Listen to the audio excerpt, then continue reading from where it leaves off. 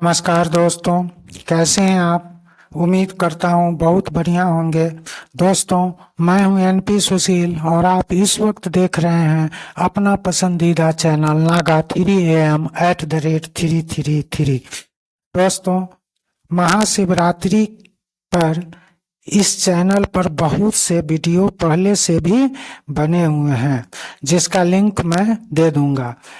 इस शिवरात्रि पर मैं आपको एक पौराणिक कथा बताने जा रहा हूं, क्योंकि आप जानते हैं कि किसी भी व्रत को पूर्ण तब तक नहीं माना जाता है जब तक व्रती उस व्रत का कथा पूरा न सुन ले।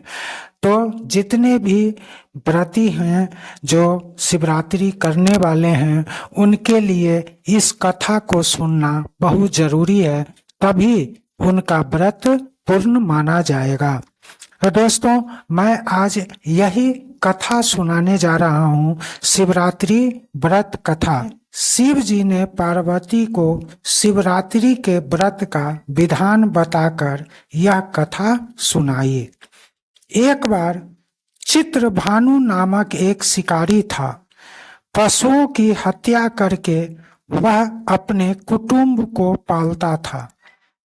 वह एक साहूकार का ऋणी भी था, लेकिन उसका ऋण समय पर न चुका सका। क्रोधित साहूकार ने शिकारी को एक शिव मठ में बंदी बना लिया। संजोग से उस दिन शिवरात्रि का दिन था। शिकारी ध्यान मग्न होकर शिव संबंधी धार्मिक बातें सुनता रहा। चतुर्दशी को उसने शिवरात्रि व्रत की कथा भी सुनी। संध्या होते ही साहूकार ने उसे अपने पास बुलाया और ऋण चुकाने के विषय में बात की। शिकारी अगले दिन सारा ऋण लौटा देने का वचन देकर बंधन से छूट गया। अपनी दिनचर्या की भांति वह जंगल में शिकार के लिए निकला, लेकिन दिन भर बंदीगिरी में रहने के कारण भूख प्यास से व्याकुल था। शिकार करने के लिए वह एक तालाब के किनारे बेल वृक्ष पर पड़ाव बनाने लगा। बेल वृक्ष के नीचे शिवलिंग था, जो बेल पत्रों से ढका हुआ था। शिकारी को उसका पता न चला।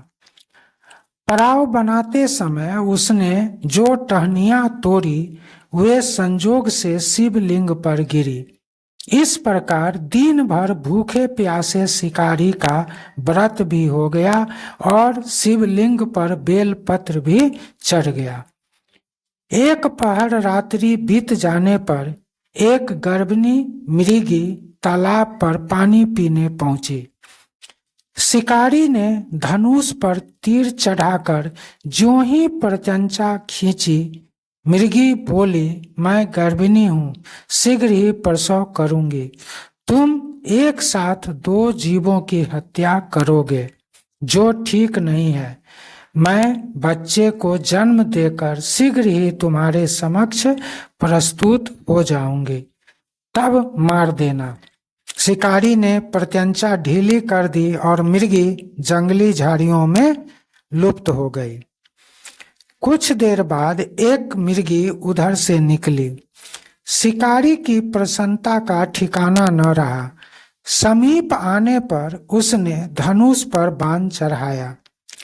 तब उसे देख मृगी ने विनम्रता पूर्वक निवेदन किया, हे पार्थी, मैं थोड़ी देर पहले ऋतु से निवृत्त हुई हूँ, कामातुर गृहिणी हूँ, अपने प्रिय की खोज में भटक रही हूँ। मैं अपने पति से मिलकर शीघ्र ही तुम्हारे पास आ जाऊंगी। शिकारी ने उसे भी जाने दिया। 2 बार शिकार को खोकर उसका माथा ठनका। वह चिंता में पड़ गया। रात्रि का आखिरी पहर बीत रहा था। तभी एक अन्य मृगी अपने बच्चों के साथ उधर से निकली। शिकारी के लिए यह स्वर्णिम अवसर था। उसने धनुष पर तीर चढ़ाने में देर नहीं लगाई। वह तीर छोड़ने ही वाला था कि मृगी बोली, हे पारदी, मैं इन बच्चों को इनके पिता के हवाले करके लौट आऊंगी। इस समय शिकारी हंसा और बोला, सामने आए शिकार को छोड़ दूं, मैं ऐसा मूर्ख नहीं। इससे पहले मैं 2 बार अपना शिकार खो चुका हूं। मेरे बच्चे भूखे प्यासे तड़प रहे होंगे। उत्तर में मृगी ने फिर कहा, जैसे तुम्हें अपने बच्चों की ममता सता रही है, ठीक वैसे ही मुझे भी। इसलिए सिर्फ बच्चों के नाम पर मैं थोड़ी देर के लिए जीवन दान मांग रही हूँ।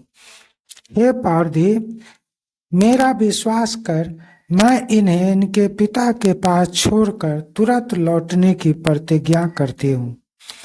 मृगी का दीन स्वर सुनकर शिकारी को उस पर दया आ गई।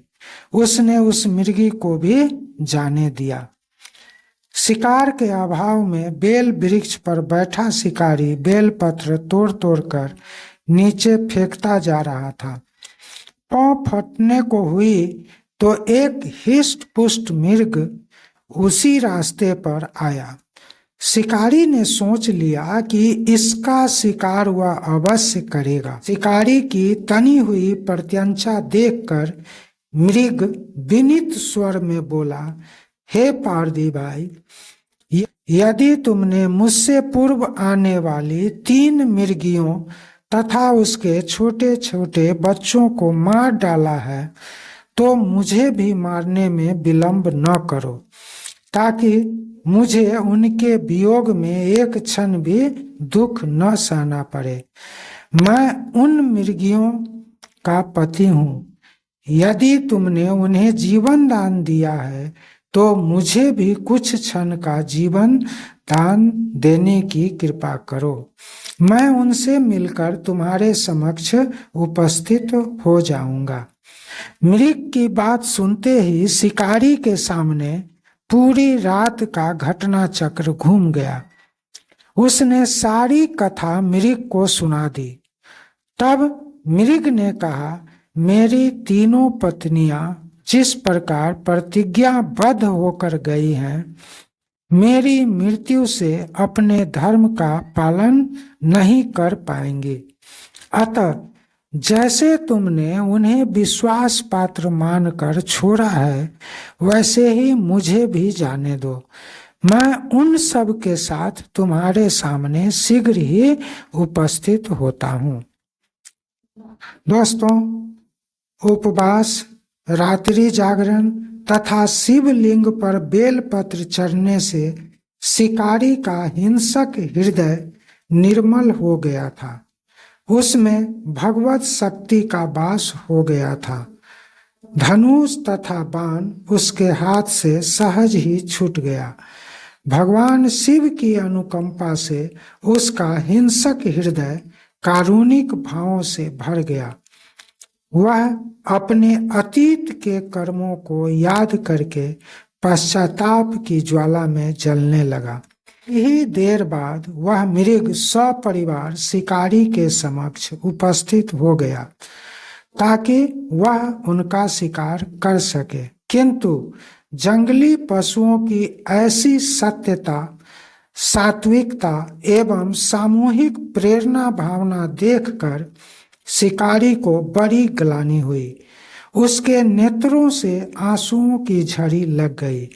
उस मृग परिवार को न मारकर शिकारी ने अपने कठोर हृदय को जीव हिंसा से हटाकर सदा के लिए कोमल एवं दयालु बना लिया। देवलोक के समस्त देव समाज भी इस घटना को देख रहे थे। घटना की परिणति होते ही देवी देवताओं ने पुष्प वर्षा की। तब शिकारी तथा मृग परिवार मोक्ष को प्राप्त हो गए। साहूकार का मन भी पिघल गया था और उसने मन ही मन शिकारी के सभी ऋण को माफ कर दिया था। इस प्रकार शिकारी और वो मृग परिवार दोनों को मोक्ष की प्राप्ति हो गई। तो दोस्तों, ये था महाशिवरात्रि की व्रत कथा। तो ये जो व्रत कथा है, ये आपको कैसा लगा? यदि वीडियो पसंद आया हो तो कृपया वीडियो को लाइक कर दीजिएगा, दोस्तों में शेयर कर दीजिएगा, और हो सके तो इस चैनल को सब्सक्राइब कर दीजिएगा। अभी तक वीडियो में बने हुए रहे, इसके लिए आपको धन्यवाद। मिलता हूँ दूसरे वीडियो में, तब तक के लिए नमस्कार, जय हिंद, जय भारत।